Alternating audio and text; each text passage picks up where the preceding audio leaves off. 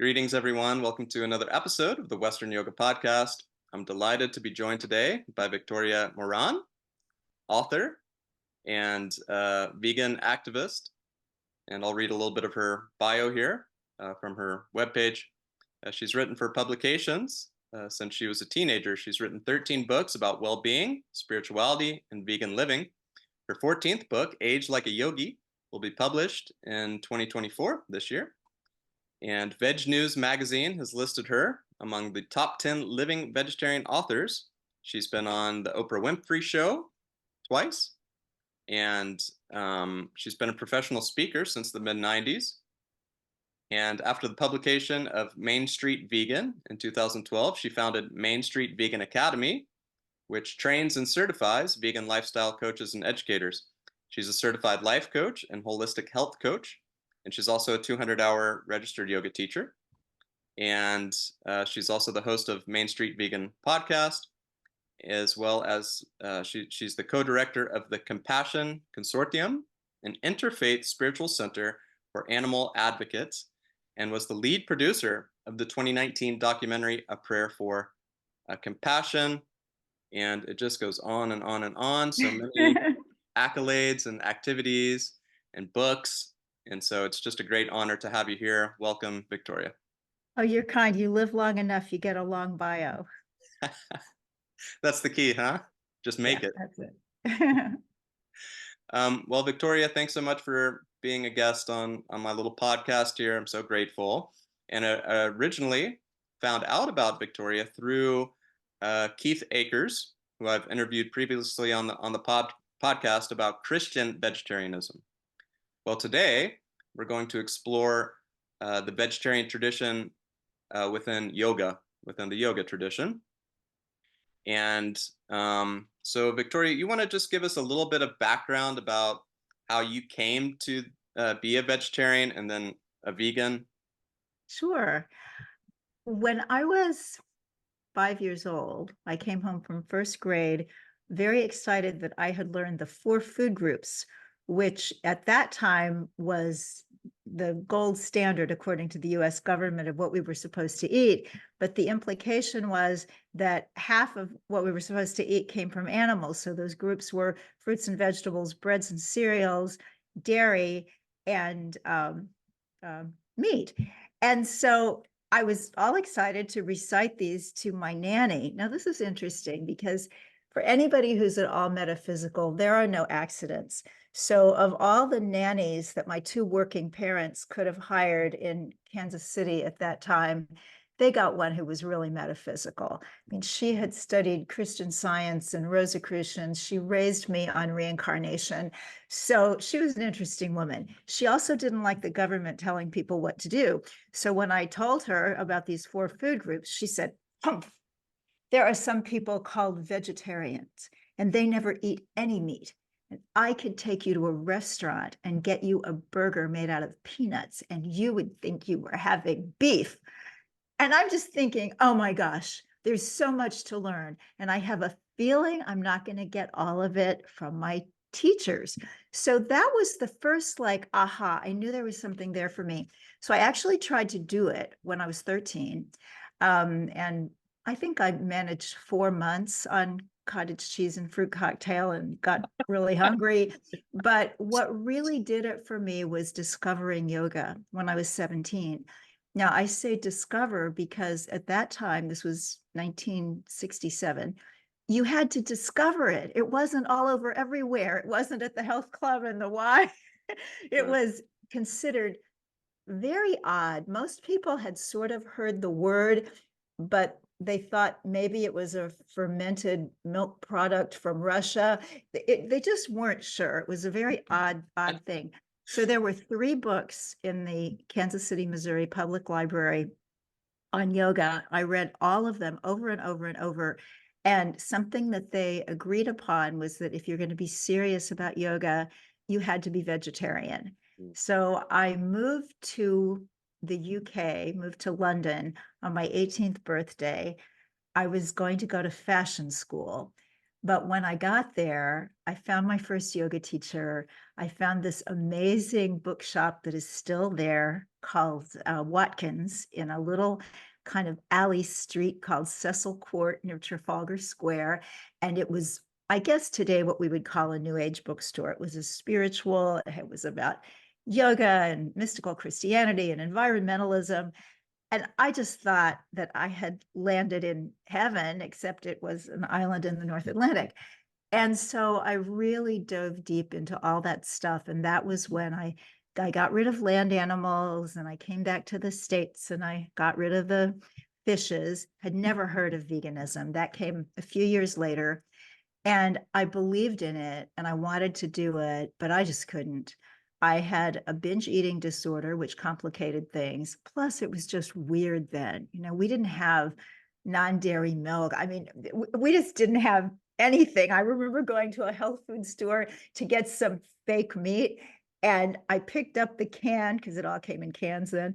And there was this round circle of dust. I was like, this was how many people had been interested in the fake meat. So it was tough, but I kept trying. And the cool thing was that there were two amazing people who believed in me. The American Vegan Society was founded in 1960, which is like, whoa, I mean, that was still the 50s. But Freya and Jay Dinshaw had founded this organization, and I discovered it. And they always treated me like a vegan, even when they had to know that I had fallen off the wagon and, you know, was gaining and losing weight and all this stuff. They just accepted me as I'm in the fold. And when somebody believes in you like that, you've got to eventually get there. So finally, 1983, my daughter was an infant and I wanted to raise her vegan. I got really serious about a 12-step program for my eating disorder. I went vegan and I've had now my 40th anniversary. Well, congratulations. Quite a story. So 17 years old. So what year was that again? 1967. 1967. Yeah. And this was in Kansas City, Yeah. which Yeah. typically, and of course, it's changed considerably, but I'm sure during that time it was quite, sort of milk toast, sort of more Well, it was steak conservative. and barbecue. That was what Right. Kansas City was known for at that time. But, you know, I think everywhere there's always a little core of metaphysical people, Mm. and other metaphysical people find them. I certainly found that in Kansas City. There was a theosophical community there that I Oh, found after I came back from England. And in fact, I ended up actually living and working at their headquarters mm. for almost 2 years in my very early 20s. And, you know, it's so interesting how life puts things in your life that you need. So I was working in their library and I had a fancy electric typewriter, let me tell you. And upstairs, one of the other young people, we were kind of a combination because it was volunteer work. So everybody was either under 25 or over 65. But one of the other young people, Nathaniel Altman, was writing a book about vegetarianism. And he would bring each chapter down to me in the library because he typed it on a manual typewriter and I would retype it. And I'd sit there and type and thinking, you know, I've been writing for magazines about rock groups and things like that since I was 14. I think I could write a book. And before that, you know, books had always come from Tolstoy or Dickens, you know, not like people. But I'm figuring if Nathaniel could do it, I could do it. So he wrote his book.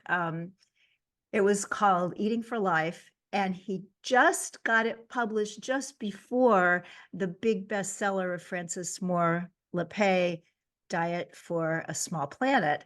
So his was the first book on vegetarianism to be published in the 20th century, in the US anyway.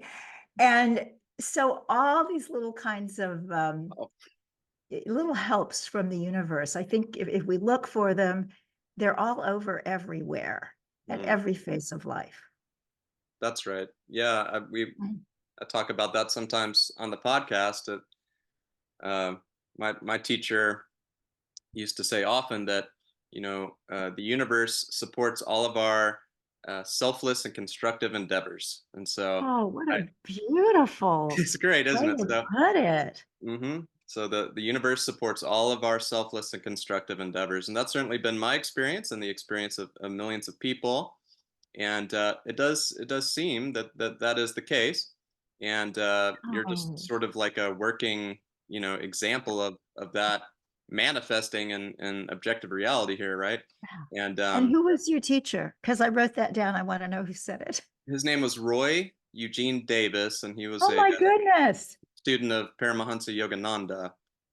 The Well, one of my teachers in Kansas City was a student of Roy Eugene Davis, Is that right? Valda Anderson.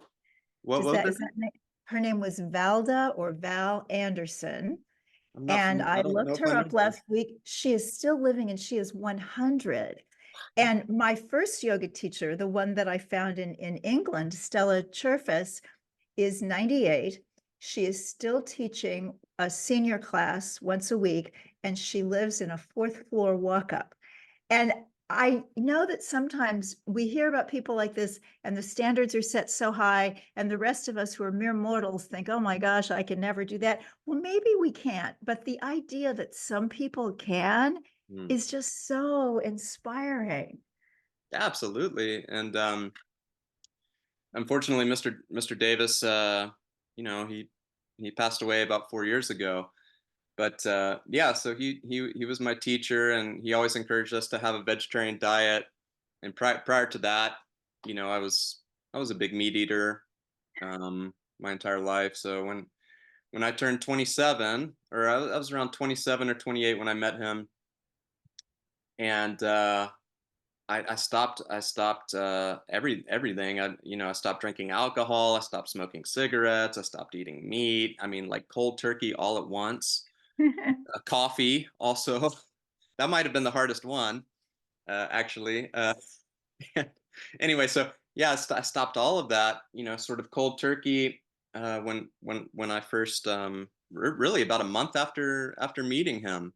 Just he didn't ask me to. I mean, no one asked me to do it. I just felt compelled to do it and called to do it.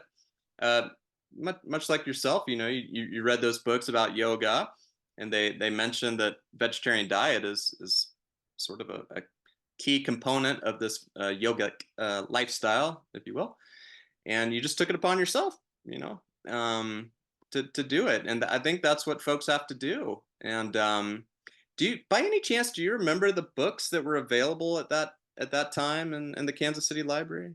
Yes, there were three of them. One was Yoga, Youth, and Reincarnation by Jess Stern, who was a New York City journalist. And he found a yoga teacher, an American woman in Cambridge, Massachusetts, and went up there and lived for 3 or 6 months. It was a substantial period of time. And part of it was about her interesting avant-garde friends and this kind of lifestyle that was very different for that time. The book was, I believe, published in 1964, but also a really good introduction, not only to Hatha Yoga, but also to some of the philosophical elements. And then the other two were both by Indra Devi, Oh, Yoga for Americans and Forever Young, Forever Healthy. And it's interesting to me as I have spent the last 4 months very deeply involved in my next book, Age Like a Yogi, that two of those books had a component about youthfulness in them.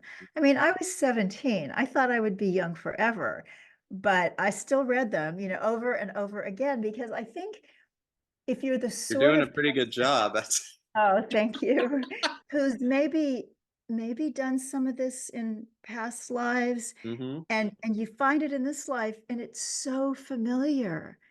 it's a It's just remembering. like, yeah, it's like, I know you. Let's do this again. Yep, Only that's maybe right. further and better. That's right. Wow, that's so cool. Indra Devi's super famous here in South America because she Mhm. is really responsible for bringing yoga to Latin America, to South America. She lived in Buenos Aires in Argentina, Mhm. and also in Montevideo, Uruguay, and then she lived in Mexico City, Mexico. And so she was a fluent Spanish speaker. I think she spoke like 9 languages. I mean, just a Yeah. genius, just a spiritual powerhouse. And so, and then she started a yoga school called Yoga Integral yoga here in South America. And those schools are still very, very popular in Argentina and Wow. Chile. And actually, my wife, Carolina, she started attending yoga classes when she was like 14, 15 years old. And at that time in Chile, there was only one or two places in the entire country to take a yoga class. And so she got started really early on. But yeah, her first yoga classes were taught by people that had learned originally from Indra Oh, Devi and part of that lineage and everything. And Roy Eugene Davis was friendly with was good friends with Indra Devi, and they actually went to India together and wow. spent 6 weeks living in the ashram of Satya Sai Baba together. Oh my gosh, I've been there. Oh, Oh, cool! wow, Yeah. the stories abound. So Yes, the yeah, first he has a lot of response, interesting stories about Indra Devi. She was just like I said, a spiritual powerhouse, really. there is a fabulous biography of Indra Devi. Have you run into that? It's called The Goddess Pose. No, It is superb. Now, I listened on Audible, and I must say, maybe I'm being a little picky, they didn't train the narrator very well on some of the words, some of the Sanskrit words and the mm, names of Indian cities and things like that. And so a little bit when they do that, I would go, "Eh." But even despite that, it was the most wonderful. It was like living Indra Devi's incredible life. And I think sometimes we have the idea that if somebody is into yoga, if somebody has their spirituality as their first priority, that it's all about hiding away, renunciation, maybe some selfless service, or maybe you're just hiding away so much you're not even doing that. Indra Devi's life was completely the opposite. Her life was like Forrest Gump, mm, because just like in the Forrest Gump movie, every time something big was happening in the world, he just happened to be there. That was the way it was with Indra Devi. I mean, it's the Russian Revolution, and yeah, everywhere that society was changing and revolution was taking place and change was happening, she somehow managed to be there. I mean, she literally was a global citizen long before anybody talked about that kind of thing. And Sai Baba, I've got to tell you my Sai Baba story. Is that please, okay? please, please, Okay. please. So I wasn't a devotee, but I knew of him, and a lot of people around me were devotees, including the publicist for the book that I had just written at that time, The Love Powered Diet. So she was like, "Well, if you're going to India, you have to go to Puttaparthi. You have to go to his ashram in South India." I'm like, okay. And so I told my boyfriend at the time, who was planning the trip, we have to go to this place. So he's like added it on. And we went there, and my daughter, who had a lot of trouble in her childhood with bronchitis and respiratory stuff, she was sick in the nice hotel in Bangalore, and I didn't know if we should make the trip, but we did. So 2.5 hours in a car, and we get there, and we didn't know, because we weren't devotees, that it was his birthday. Mm, And so there were 100,000 people there in a place that could maybe accommodate 10,000 under ordinary circumstances. So it was a mess. And they thought they might have a place for us to sleep in this women's gymnasium with 2,000 other people. We didn't know we were supposed to have brought sleeping bags or something. So basically, we had this, little space of hardwood to sleep on. And yet, for the whole time we were there, my daughter wasn't sick. There mm, was no coughing, there was no sneezing, we brought all these Kleenex, we're not using them. She was just fine. And we did see Satya Sai Baba from a distance. Only one of two times I've ever seen an aura. I saw his, quite profound. So when it was time for us to leave and go back, we're about 2/3 of the way back to Bangalore. My daughter is next to me in the car, and I hear, by the time we get to the hotel, she's sick. oh my gosh. And Uh, I don't understand this. So I'm saying to the doorman as we're entering, she was well, she was fine. mm, Now she's sick again. And they all said she got out of Swami's aura. mm, And, I believe a lot of stuff, but I'm also American. I have a Taurus moon. There's this pragmatic part of me, and it's like, oh, for heaven's sakes. So I talked to the concierge about getting the medical doctor who served the hotel to come. And the concierge said she got out of Swami's aura. This man was Muslim. He's not supposed to care about Swami's aura, Right. but they had seen so much happen there that you just couldn't deny it. So time passed. We're talking, she was 10, I guess, when that happened. And she still had these problems all through her teenage years. So she was 18. We were living in New York. She was in theater school. And the problem had gotten so bad, even after sinus surgery, which I'd never wanted her to get. But when she turned 18, she got it for herself. And she was just saying, I'll never get married. I'll never be able to work. I mean, this is just the end of my life. And we had done everything medical, everything complimentary. And I kind of agreed with her. So I wrote a letter to Sai Baba and I put it on my altar, just saying, please, you healed her once. Can you do it again? And the next day, I mean, you can't make this stuff up. My neighbor from across the street came over and said, guess what? My company is sending me to India next week. And I said, what part? She said, Bangalore. Oh my I goodness said, you gracious. think you could go to Sai Baba's ashram, No. which is like 2.5 hours away, and deliver this letter? She said, I only have one day off, but if I can, I will. And she did. Now, my daughter believes that the reason she was miraculously healed is that it took the sinus surgery a year to kick in. I don't believe that for a minute. My daughter is a professional aerialist and a stunt performer. She is in Dubai right now doing aerial and the role of Rocket Raccoon in Marvel Universe Live. She is tough and strong and fit and well. And that's my story. Unreal. So thank you so much for sharing that. Yeah. Oh, I believe it 100%. When Mr. Davis was there, he knew that Sai Baba had this power to manifest objects and all this. And so he had it in his head, if Sai Baba asks me for something, or like if I want something, for some reason he had it in his head that he wanted a ruby ring, and he kept thinking about ruby ring, for whatever reason. Maybe it was his gemstone. I'm not sure, but he had that in his head. And so finally, Babaji asked him a couple of times, "Oh, would you like me to manifest something for you?" And he said, "No, no, I'm good, I'm good."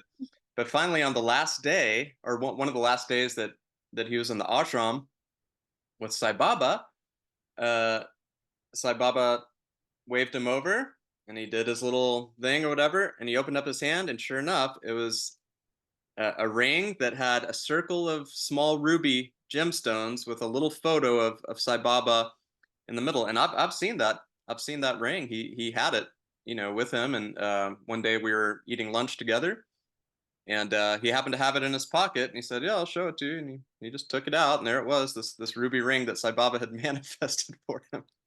But Oh my goodness. pretty cool. Pretty cool. That is going to be right up there with the other Sai Baba story that you may know. This is not my story, but it's one that is told, that he had a devotee who was Christian, I believe Anglican, and had been his devotee for years and years, and he'd never manifested anything for him.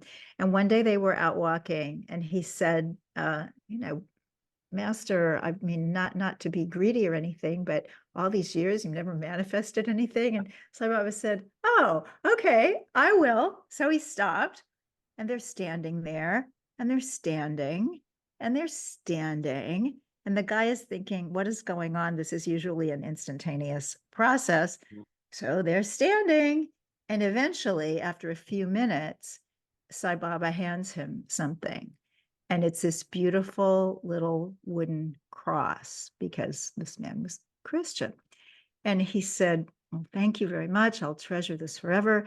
But I do have a question. Why did it take so long? And Baba said, well, it took some time to get wood from the original cross. Come on. Oh man, crazy. Which is just quantum physics in action. It's That's like, of right. course, if matter cannot be destroyed, that wood is somewhere in some form. But then the next big mental leap is the idea that some being living in a physical body Mm, could bring it together. I mm. mean, this is the kind of stuff that just makes your mind stretch. Well, I have to say, the first time I read autobiography of a yogi, and I had studied Mhm. Eastern religions in college and read a Mm. lot of books, been meditating for some time and all that, practicing yoga and whatnot. But the first time I read autobiography of a yogi, there were some things I wasn't so sure about. Is this guy exaggerating a little bit? This kind of bilocation and these astral experiences and out of body experiences and these samadhi ecstasy states and all this. Maybe there's some exaggeration going on. But I have to say, after spending a decade or so studying with Mr. Davis and his ashram and all of that, I can say that it's all real. It's absolutely 100% real.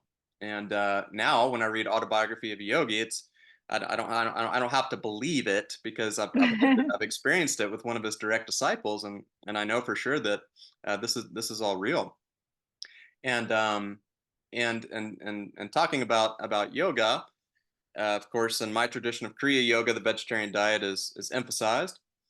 And let's talk a little bit about that. So you're writing a book now, um, where you're going to include a little bit of the history, right, about the vegetarian movement within the yoga tradition. So you want to take us through a little bit of your research or some things that you've discovered? Yeah. And one of the interesting things is that there's a beautiful phrase one of my spiritual teachers, Dr. Ernest Wilson, used to use a lot, the upward progression of the universe. Mm, And I think we can see this because if you look back 5,000, 6,000 years ago, you see animal sacrifice. We know that it was happening in Judaism. It was also happening in the Vedic tradition, which came to be Santana Dharma, or what we refer to as Hinduism. And yoga, of course, grew up alongside of that. And the people that were involved in this, the people that were watching this over a period of centuries, started to comment, wait a minute, something's not right. and and there were indicators that being vegetarian was a good thing because ahimsa was a very early precept, the idea of non-harming and non-killing. And and so they outgrew the animal sacrifice. And we've got a twofold teaching within yoga about vegetarianism. And one comes from ahimsa, and that is the non-killing, the non-harming, which of course is for the benefit of the animal, but it's also for the benefit of the person who is practicing it for human health, but also for karma. And we don't think about all of the many layers of karma that are involved in eating meat. So we've got the karma of killing the animal. Then we also have the karma of causing somebody else to kill the animal. So that person in the slaughterhouse who may have had no choice, there might not have been any other jobs available. In fact, there probably wasn't. It's certainly not something that somebody aspires to be, but they're getting the karma for killing the animals, which they wouldn't have gotten if we had not wanted the meat. mm, So it's layers and layers and layers. And it's such a beautiful way to to thrust spiritual growth forward. In the Jain tradition, they teach that if all you do is live your life as a vegetarian, that evens the score for so much of your karma.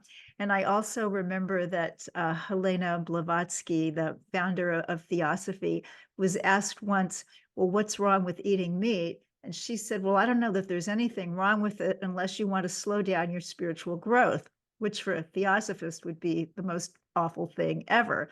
So we've got ahimsa and reverence for life, which derives, I mean, it's the first moral precept of yoga, but it also derives from this underlying Vedantan insistence that we are all connected.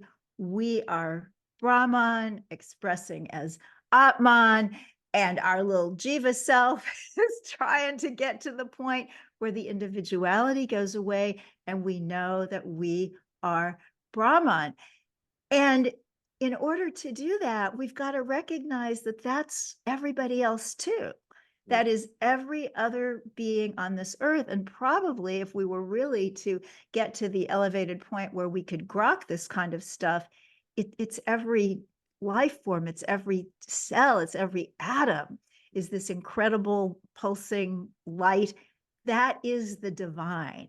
And to honor that in every expression it's just step one.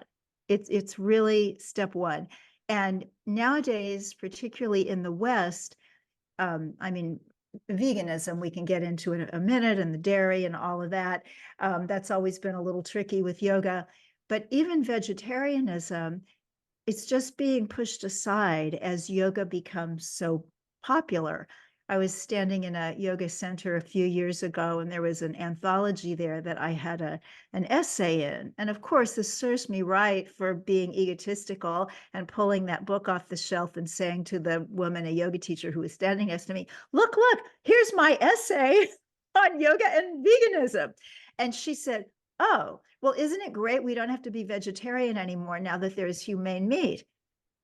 And it's like, you've never had to be vegetarian. It's just, don't you want to be? Because all life is connected. So that's the ahimsa side. But the other side, utterly fascinating, is that the yogis were the first nutritionists. And as they were looking for the right kind of diet to create the body that would inhabit an evolving soul, they looked at the gunas and they looked at the foods that were tamasic, rajasic, and sattvic. And I'm sure your listeners know all that. Tamasic foods are old and stale, and meat is one of them. Alcohol, fermented foods, just anything that's kind of dead or dying, it slows you down. It blunts your interest in spiritual things, in philanthropy and service and all of that. And then you've got the rajasic foods, where if tamas is going to make you fall asleep, the rajasic foods, which are, highly spiced and the like stimulants and the caffeine and eggs are in that category. They make you so nervous and frenetic. And a little bit of that's fine, a little hot chili pepper. It's like, okay, I'm going to go out and do some stuff today. So like tamas, we want to kind of stay away from. Rajas, moderation. But the food we really want to be eating are these beautiful sattvic foods. And what is so cool is that list, with the exception of dairy, is vegetables, fruits, whole grains, legumes, nuts, and seeds. Exactly what the cutting edge science, lifestyle medicine is saying. This ought to be what you eat, either entirely or almost entirely, for just your simple physical health, well-being, disease prevention. So to me, it's so stunning to just stop for a minute and think that these rishis of 4,000 years ago were coming up with what we today call cutting edge science. It's fabulous, and we're so lucky to know about it. And so it really has its roots, I guess. And well, and I think it's important to understand that possibly Vedic culture was sort of a combination of two cultures. We had this sort of migration that was occurring from ancient Persia into the Indus Valley and Sarasvati Valley and all that, right? And so they brought with them a lot of their, worship of the deities, uh, fire ceremonies, Homa, Agnihotra, and all these things, and animal sacrifices. And then they sort of brought that into this pre-existing Indus Valley, Sarasvati Valley civilization that was already there, and a lot of that, and they brought their language with them, Indo-Irani, which then had its influence in Sanskrit and all of these things. And so it's possible that that Indus Valley civilization originally was a little more vegetarian, maybe, and maybe wasn't doing a whole lot of the animal sacrifice and all that. But then that Persian influence, perhaps, you know, um, brought with it some of this animal sacrifice and all these things, and so that Vedic culture may have been, it's hard to say, but sort of a combination of two cultures almost, and that original Indian culture maybe had been a little more vegetarian prior to that, but due to the influence of this migration that occurred, maybe changed some of that. But a lot of the Upanishads, I think, and you can correct me if I'm wrong, but that might have been sort of the first place where we sort of see this vegetarian influence Mhm. in India. Is that what you've found, or? Yes, and I'm not an academic researcher as you obviously are. I mean, I write more in the self-help genre, so I'm more about, the practical. But yes, what I do know of the Upanishads and my own study of Vedanta, this is where you start to get some of this, what, we might be Hmm, looking at that. that's right. It's fascinating to see the evolution of cultures and juxtapose that with our own personal evolution. And I mean, I certainly see parallels. And then it brings us to today where it's interesting. It's certainly for Brahmins in India, vegetarian. Hmm. For others, don't eat beef. Right. Then you come to, the West and the States, and it's, oh, do your athletic gymnastic asana practice and don't worry about the food. Go be keto or something. Right. Well, yeah, it's bizarre to see this regression to people doing this sort of carnivore diets become kind of trendy now and all of this. It's mind-boggling, but certainly we know from the yoga tradition, from the Bhagavad Gita, if I remember correctly, and you can correct me if I'm wrong, but I think the Bhagavad Gita gives kind of a list of sattvic foods, rajasic foods, tamasic foods, and it's exactly, and then of course later on in the Hatha Yoga tradition, the Hatha Yoga Pradipika gives this more detailed list of, but yeah, it's exactly what we said. It's like grains, legumes, fruits, vegetables. But then, yeah, of course, yeah, they did include dairy, ghee, milk, these things were yogurt or whatever was considered very, very healthy and sattvic at that time. You want to touch a little bit on maybe why that has changed, um, or are people, for example, if someone has access to their own cows, they raise their own cattle and they milk their cows here and there and use a little bit of that milk or something like that, um, is it should, in your opinion and your based on your research and your lifestyle and your life, should that even be avoided?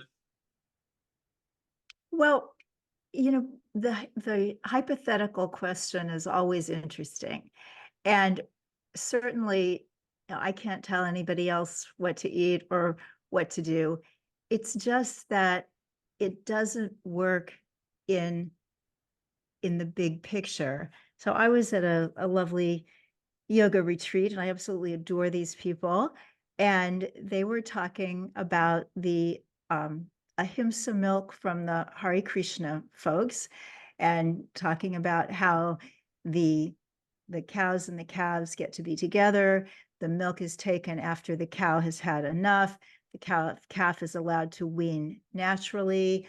The boy and girl animals are kept. Everybody lives out their whole life, and that's all good.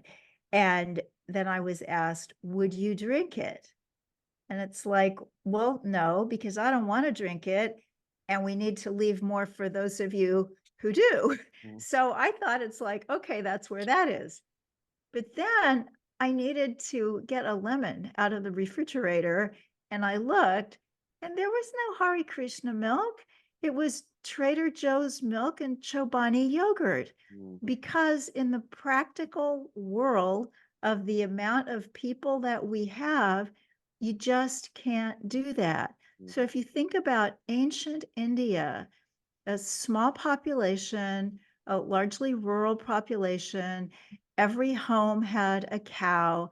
The males were needed for plowing and transportation and that sort of thing. And certainly an animal rights person could talk about in today's world the morality of even that. But at that time, it was like everybody had a job, everybody had a place. So as we tend to do in every culture, we certainly do that in Western culture, it's in Christian tradition, we tend to literalize the metaphorical. So we know that Krishna was raised by milkmaids and he loved butter and he would steal the butter. And there are contemporary scholars who are saying that this is this is metaphorical, that the and I may get this wrong, but I'm going to give you a link to a video that you could put in your show notes so that people Cool. who want to watch this, it's Silas Rao, PhD, speaking to a group of high school students in India about this very topic, but that the symbolism is that there is the closed mind, not open to God, and then the mind that is open to God, and then the mind that realizes God. Milk, butter, ghee. And that same symbolic ritual activity and so forth can be done with coconut, with the coconut water, meat, oil, and water. And I'm not sure I'm not sure which comes first, but anyway, I will give you that link. So there is a huge cultural connection in India to the cow because of Krishna. And what's happened nowadays, which is so 21st century, is that a lot of dairy companies use this cultural religious tradition to advertise their products. So you got a little Krishna saying, buy this brand of butter, which is, that's not right. So I think it's a little bit like in Christianity, and you and Keith talked about some of this. There's a lot of indication in the life of Jesus that he may well have been vegetarian, but whether he was or whether he wasn't, would he be today? And I just can't help but say that if Jesus were to appear, if Krishna were to appear, and of course I'm someone who thinks, as avatars, they're the same anyway, they would not be eating anything that harmed another being. And when you talk about the, well, what if theoretically you had your own cow and blah, blah, blah, it's that whole idea of you don't want to eat something that would cause somebody else to sin. Again, that comes from the New Testament. But it's almost like if I want to live an ahimsa life, and I really love cheese, and it's really hard for me to stay away from it, but the only thing I have access to is regular grocery store dairy. And you're saying, oh, I had the best cheese sandwich because you have your ahimsa, whatever, that it doesn't work. We have a lot of people. We also have an environmental crisis. One of the most interesting statistics to me is the biomass, that the bulk of life on this planet, animal life, was once overwhelmingly wild animals. And then you had your humans. And now it is almost no wild animals, little bitty tiny amount of wild animals, quite a few humans, and an overwhelming amount of farmed animals that are living in almost every case a terrible, terrible life and being slaughtered, usually in childhood or adolescence, to eat food that is going to contribute to ill health of people and planetary destruction. So it's just almost like whatever was good and right and common and accepted at one time, we're just going to need to be moving away from, in your own time and at your own speed and with your own decision making. Certainly not, oh, I listened to this podcast and this woman said I had to stop eating cheese. Well, she knows where she can go with her non-dairy cheese. But it's not like that. It's like, just allow your heart to be open and see what's communicated to you. I love this. This is great, because what you're saying is maybe ethically, morally, what have you, it was okay 5,000 years ago to, maybe raise a few cattle. And by the way, 5,000 years ago, I don't have the data in front of me, but let's say, or even let's say 3,000 years ago, when some of the first Upanishads were being written and all of this, um, there was what, 100 million, 200 million humans on the planet. Now there's 8 billion. And so what you're saying is that perhaps when there was 100 million of us, some of these things weren't so consequential, you know. And now with 8 billion humans, we have to adapt, we have to change some of these things, and that actually, it's okay. It's okay.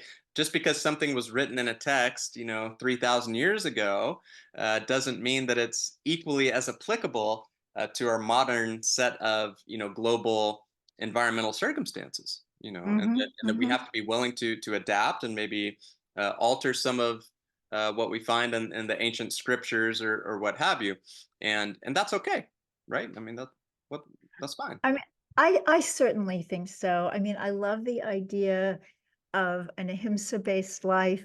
I'm also a big fan of Ayurveda, which isn't necessarily even vegetarian and definitely loves ghee medicinally Yeah. and nutritionally. And I talk about ahimsa Ayurveda. It's like we have the right to, as they say in the 12-step programs, take what you like and leave the rest.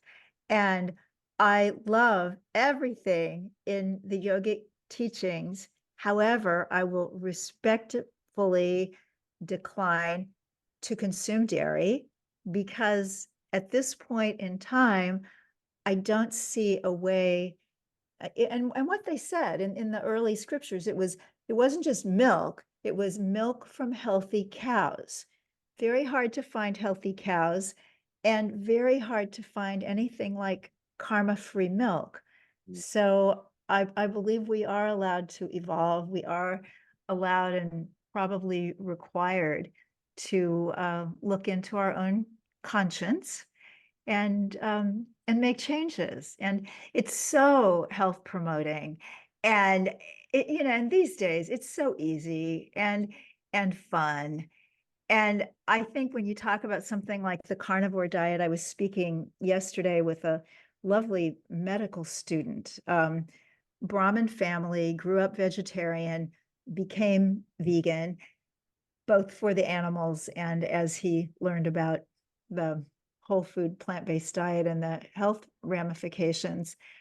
But this idea that you can evolve, and I think sometimes we have a little problem with evolving because we think we're leaving people behind.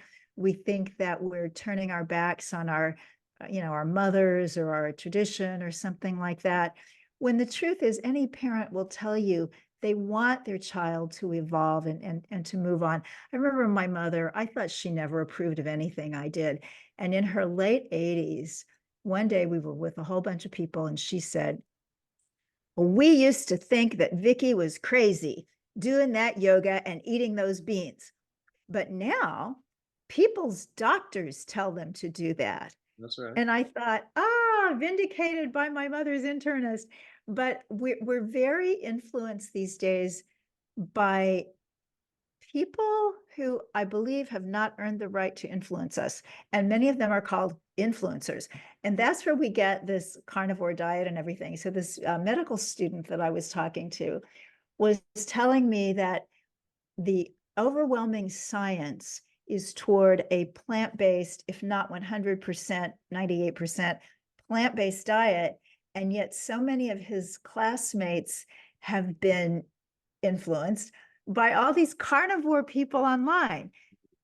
These are medical doctors. They're supposed to worship science. And, there's problems with that too. Sure. But if that's your religion, that you worship Right. science, well, Mhm. let's just Right. let's stay there. But it's very difficult. And I think for some of us, people who have a soft spot for animals find this easier. And it doesn't mean that, somebody who has a soft spot for animals is a better person. Some people have a soft spot for children or the disadvantaged or the sick or the old, and that's all great too. I do think if you have a soft spot for animals, it helps. And one way to kind of get one of those is visit a farmed animal sanctuary, get to know what these animals are like. I was at one a few years ago, and this guy was there because he was on a first date with this woman who brought him, and he didn't really want to be there, but what the heck. And we're sitting at one point so that the tour guide could give us a little talk. And this giant tom turkey comes and sits in this guy's lap. Yeah. And the guy's like, what is going? And this turkey like nuzzles him, Mhm. like, I really like you, man. And the guy is kind of relating to the turkey. And as we get up, he's like, what just happened? And so a year later, I was back there. I said, does anybody remember the guy that had the turkey sit on him? Did you ever hear what happened to him? Oh yeah, he went vegan and he volunteers here once a month. No, they're sentient. They're conscious. They feel love. They feel all these emotions and sensations just like we do. They have an astral body, chakras, nadis, all these things. I mean, I just know, I love the animal chakra thing. sure. Yeah, of course. I mean, these are sentient creatures just like us. They reincarnate in various forms and all these things, and they carry with them their astral self from previous lives and all these things. Um, let's uh, let's talk about aging. Since that's Mhm. really the topic of your book. What has your research shown, and just your own personal experience, about the aging process and how the vegan diet or even a vegetarian diet to a lesser degree allows us to age more slowly and to live longer. Yeah. Well, first I'll recommend a book that is not mine, that is already available. Mine will be out late in 2024. But right now you can get a book called How Not to Age by Michael Greger, MD. And he and his staff pour through all of the scientific literature that has anything to do with nutrition that's written in English. And then they report back. They have a website, nutritionfacts.org. 5-minute and shorter videos about all this kind of stuff, and then the new book, How Not to Age.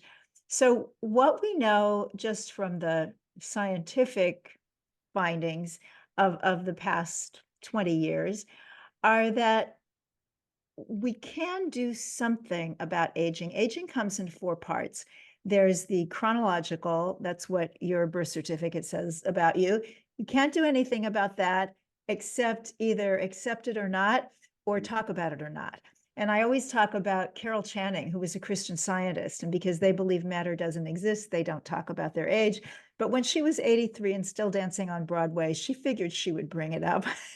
So that's chronological. Then there's cosmetic, and we're very focused on this, and maybe not so much your listeners, but people out in the world. It's very much like how you look and how you appear, which is really not entirely meaningless because sometimes ill health can show in one's demeanor, but it's really the least important of all the things. And so basically how we look in later life is a result of everything that we've put into ourselves during a lifetime. Mm. And a lot of it is not our fault. So we're talking about traumas that we've gone through, experiences, work, and how we've eaten and how much time we spend in the sun and all these other things. And so we end up with this way that we look that's different from how we used to look. And a lot of that is acceptance. But there are also some interesting things that diet and lifestyle can do, even for that kind of thing, in terms of eating these high antioxidant foods, like the ones with a phytochemical called anthocyanin. So we're talking the purples and the reds, pomegranates and red grapes and cherries, that kind of thing, are supposed to be specifically for skin. Hair, thinning hair is a problem a lot of older people have. And at least one study showed that topical application of pumpkin seed oil was equal in efficacy to minoxidil, which is the FDA approved topical drug for hair loss. So there's some very interesting things there, even in the cosmetic area. Then we've got physiological aging, and that's where we really see the most that can happen. And basically, to be able to not rust out any sooner than you need to, you want to have a diet that is very high in fresh fruits and vegetables. These can be cooked or raw. You want to have some of them raw. I know Ayurveda doesn't like raw, but you want to have a little bit raw. And then, of course, with tomatoes and carrots, you're better off when they're cooked. But dark leafy greens, and again, I know for any Ayurvedic people, if you're high Vata, which of course everybody becomes higher in Vata as they get older, you might have a little bit of trouble digesting, say, cabbage family vegetables, but they're really important. So to work maybe with a practitioner on how you can eat these foods blended or in juices or cooked with, maybe some oil or some high fat containing food to make them easier to digest is really important, because the greens are like the powerhouse food. We talk about expensive superfoods from the Himalayas, the dandelion greens that you walk on the sidewalk are just, they're superfoods too. Right. So all these, putting freshness into your life, putting freshness into your body. And then, of course, also other lifestyle habits in terms of exercise and sleep and stress management, which yoga just, we've got. That's certainly part of the exercise. Depending on what kind of yoga you do, you might also have to do some kind of cardio or something in addition. But moving the body, and then, of course, stress management, meditation, yoga practices are the best for that. And if you've got all that going on, then probably your sleep is going to be better. So it's like you start with one thing. As somebody told me, when these ideas touch you anywhere, they touch you everywhere, and they're all kind of connected. You start eating well, and then you really want to do more yoga, and you're doing more yoga, and then you really want to do more pranayama, and it just kind of all connects. And then finally, there's attitudinal aging. And that's how we look at everything, how we look at aging, how we look at life. And yoga, and particularly yoga philosophy, is so helpful for that, because as we talked about at the very beginning, the essence of these teachings, as I see them, is that we are divine, and that doesn't age. And the more that we can remind ourselves that that is our true being, then we can kind of step back, be the witness and see, yeah, things happen with the body. Even if you're doing everything right, it's the arc of life for all life forms, including plants, is you're born, you show up, you mature, you reach the point of reproduction, you have the option to do that or not, and then you start to decline, and eventually you leave. But that's the physical arc. That's not your arc. That is your body's arc. And to know that you are beyond all of that, it's just absolutely stunning. and it changes the way we look at our own maturity and aging process. Beautiful. I love it. Thank you so much. So much to unpack there. And I think that yes, when view and of course there are cases of yogis, fairly well documented cases, especially this I don't know if you've read Long Pilgrimage about the Shivapuri Baba No. who lived to be 138. Woo! I might have the book here. Hang on one second. Long pilgrimage. Yep. It's by John G. Bennett. Ah, okay. It's called Long Pilgrimage, and this is the Shivapuri Baba here. This is another photo of him when he was Oh, 130 oh. something, and he lived in the forest in Tibet. He was sort of a hermit, and he had a very healthy diet. He practiced yoga, meditation, all these things every day, and so it is possible, of course, to live well into old age, 100, 110, 100. There's more and more folks these days living past 100. It's fascinating. The valley where I live, well, this isn't a good example because they all eat a lot of meat, but folks here live to be 100. Almost Mm. everyone here lives to be 100 or more. It's amazing. And I think that a lot of that has to do with fresh, clean drinking water, fresh air, exercise, working out in the yard all the time, and gardening and all these sorts of things. And so of course it is possible to live past 100 or more and be healthy. And so um and I think that this what you were just saying about not identifying with the body, not identifying with this temporary self, allows you to live life from a different place, as it were, Mhm, and mhm, and to express through a body, to express through a personality, to express through the five koshas, as it were, but not to identify with them, you know and um and it's interesting because this first kosha, the anamaya kosha, the physical body that we're typically identified with, is the most dense. It's the densest layer, that we have to deal with. But I find that a light, healthy vegetarian or vegan diet severs more easily that identification with this physical body. But then when people are eating a lot of tamasic foods, a lot of meat, drinking alcohol, eating a lot of cheese and bread and processed foods and all of these things, it has the opposite effect, in that it causes us to identify more with this dense physical layer when we're eating more dense carnal foods. Is that what you've found as well? Oh, absolutely. And in terms of meat, of course, we're also taking in the pain poisons and the fear Yes. poisons Yes. that the animal excretes at the time of slaughter. I spent a day in a slaughterhouse and I could never do it again. I'm glad I did it when I did, when I had the nerve. But it was really like walking through hell with like Dante and Virgil.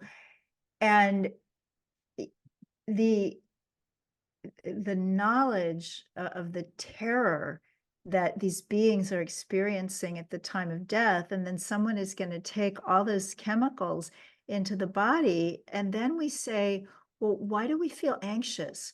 Why am I afraid and nervous and upset when nothing all that bad is going on in my own life? Free floating anxiety, I believe, is the term in psychology. Well, one wonders how much of that is what's being ingested. Mm, yes. Yes, it reminds me one time, and I don't want to. This isn't about judgment here, obviously, but yeah, one time my wife and I went up to visit some friends of ours who had a sort of a retreat center in the Appalachian Mountains of Virginia. And I'm from the North Georgia mountain region, and we had some friends that had moved up there and had sort of a Airbnb, B&B slash retreat center kind of thing. And so we went up there, and when we had known them, they had been vegetarians. And so we were surprised to find out that they were raising cattle on their land, and that their neighbors were also raising cattle. And anyway, they said, "Hey, let's go visit our neighbors down the road." So we took a nice walk, beautiful Appalachian scenery and everything. And we get down there, and they said, "Well, let's go in this building here. We want to show you something." So we go inside the building, and it's a freaking slaughterhouse, and they've got all the cuts of meat, and it's just Mhm. blood everywhere. It's just absolutely disgusting. And anyway, we were just grossed out. I had to go out. I went outside and threw up. And I said, "Why in God's name would you take us to this place?" And, "Oh, we just wanted to show you that we treat the." Yeah, I saw your message. Well, I'm almost done ranting. And yeah, we just wanted to show you that we treat these animals like their family and all this. I'm like, "What are you talking about? You treat them like your family?" And they're like, "Oh no, but they're well treated. We treat them ethically. They live here. They free range, blah blah blah, and all this stuff, and organic, whatever that means." And of course, but and so I said, "Well, you treat them like family. Okay, well, when you get ready to kill a cow and sell it for beef or use it for your own beef," I said, "what do you do?" And my friend said, "Oh, I take it out. I take him out back, and I shoot him in the head with a shotgun. It's over really quick." Good Lord. I mean, you treat you treat them like family? I mean, would you do that to any other member of your family? It's just ludicrous. And they were offering yoga and meditation retreats and all these things. And I'm just thinking, this is not the way, y'all. And unfortunately, we had to. I mean, we ended our friendship amicably and everything, but I said this is not. So you have to have some standards and set boundaries and all of these things in your life. Especially if you're part of this spiritual path and all of that. Anyway, not to end on a note like that, but it's just Well, like, come on, y'all, let's get with it. people see things differently. And I believe that it's our job, if we want to spread the message of ahimsa on earth, number one, to be a good example. And that doesn't mean that we all have to look like the cover of the Sports Illustrated swimsuit issue, but just basically to be living a good life, be as healthy as we can be accepting and stoic when we're no longer healthy, because all of us will reach a point, and we don't know what point that is or what the age is, but at one point everybody's going to get sick, everybody's going to leave here. So to be accepting and yet to live an aspirational life so that other people have what we want, and also to express this kind of unconditional love so that we send this love to the beings that we choose not to eat. And I think to impress upon other people that this might be something valuable to consider, we express that same love to them, to the people who agree with us and the people who don't, to the people whose lifestyles we envy and whose lifestyles we kind of say, no, thank you. But and it's so hard because it's like anything else. It's like, it's one thing to love somebody that you agree with and think they're really on the right path. And it's much, much harder to express that to somebody that you think is just really off the deep end.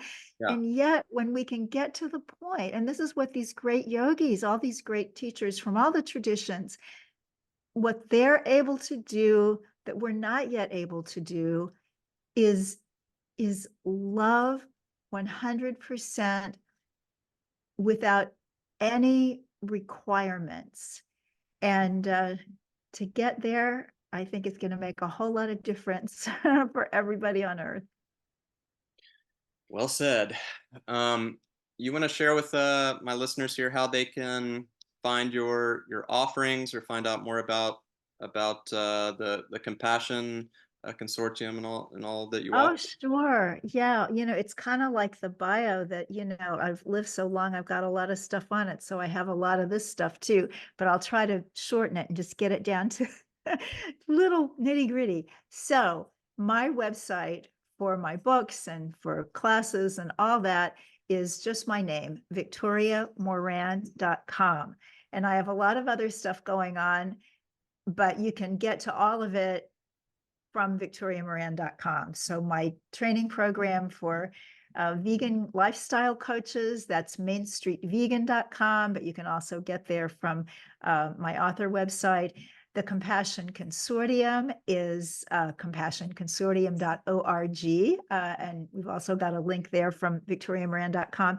But what the Compassion Consortium is, it's spirituality, completely interfaith, for animal advocates, because sometimes people who really care about animals, people who are vegetarian or vegan, and maybe in their church or synagogue community or their yoga center or wherever they're getting their spiritual food, their feelings about diet or their feelings about animals just aren't accepted. We had a lovely woman from Alabama come one day, and she was talking in the breakout room at the end and saying, I've been Baptist my whole life, but I just couldn't go back to that church after they barbecued that pig. And it's like, yes, and there are a lot of people like that. So we offer a kind of spiritual home or spiritual second home. And you can find us, like I said, compassionconsortium.org, and also on YouTube. And then my social media is most places Victoria Moran author, and on YouTube it's Victoria Moran NYC. Because unlike you in those beautiful mountains of Chile, I am in the beautiful concrete mountains of Manhattan, which Hey, just proves that the divine is everywhere. so much respect. Yeah, I mean, my goodness. Victoria, you're just like this beautiful light being. I can't believe I get to chat with you for an hour here and pick your brain and learn from you, and all my listeners get to benefit. So please support Victoria's work, buy her books, go to her webpage, and you check out all of her offerings. And my goodness, thank you so much. It's really Oh, been thank you, a Chris. joy. It's so wonderful to get to talk to somebody who has a very similar basis of worldview. Because I think so often we go out in the world and we're shifting a little bit. Like, okay, I know this person is coming from this place and this person is coming. No, I'm going to shift and try to make it easy for them. And to just be able to, talk yoga is really cool. That's been, yeah, the joy of this podcast for me is just getting to talk to other like-minded souls and meet new people that are on a similar trajectory or similar path. And my gosh, you've been at it for much longer, than I have, and you just, are just sort of a warehouse, a storehouse of wisdom, and just so cool to get to interact with you and touch base with you. And it's just a real pleasure. Thank you so much. Thank you. Thank you so much. So Hariom. grateful.